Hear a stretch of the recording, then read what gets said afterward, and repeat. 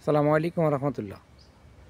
আসলে মানুষ রাগান্বিত বলা যাবে না, হিংসান্বিত হয়ে যে কত কথা বলতে পারে তারই একটা বাস্তব উদাহরণ দেখলাম আজকে। এক ভদ্রলোক আমাদের সম্ভবত হাইকোর্টের হতে পারেন, আমি শিওর না, উনি তবে আইনজীবী, এটা শিওর। উনি বলছেন যে ডক্টর মোহাম্মদ ইউনূস উনি টেনে নেওয়ার থেকে পার্সেন্টেজ হিসেবে নোবেল কিনেছেন। তো বাবা, ডক্টর মোহাম্মদ ইউনূসের তো এত টাকা নাই, যদি পার্সেন্টেজ হিসেবে নোবেল কেনা যায়, তুমি কেন কেনো না? তুমি কেনো, আরও তো হাজারো লোক আছে পৃথিবীতে, তারাও তো নোবেল কিনতে পারে। তো আসলে আমরা এতটা হিংসাপরায়ণ যে একজন নোবেল বিজয়ী কত বছর হয়ে গেল, উনি আজ বাংলাদেশের রাষ্ট্র ক্ষমতায় আছেন এবং উনি ভালো কিছু করতেছেন, জনগণের সাপোর্টে আছেন, সে কারণে ওনাকে আর সহ্য করা যাচ্ছে না।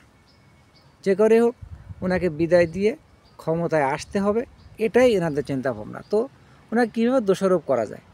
বললেন টেনে নেওয়ার থেকে উনি পার্সেন্টেজ হিসেবে নোবেল কিনেছেন।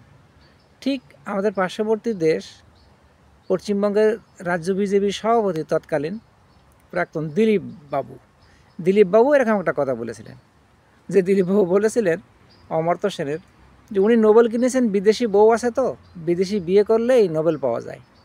আসলে এ সমস্ত অশিক্ষিত মানুষ, এই একজন লয়ার, এরা আসলে শিক্ষিত হয়ে অশিক্ষিতের মতো ব্যবহার করে। এরা আসলে জানি না এরা কেন এত রাগান্বিত, কেন এত হিংসুটে মনোভাবের হয়।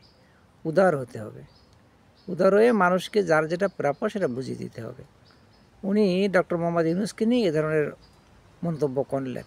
আসলে জানি না উনি কোন দেশ থেকে বা কোন দল থেকে সুবিধা পেয়ে কথাগুলো বলছেন। আসলে জনগণ এটাকে বুঝবেন, ওনার কথাটা মূল্যায়ন করার চেষ্টা করবেন না। আশা করি ওনাকে অপদস্থই হতে হবে দিনের পরের দিন, সে সময় আসবে ইনশাআল্লাহ।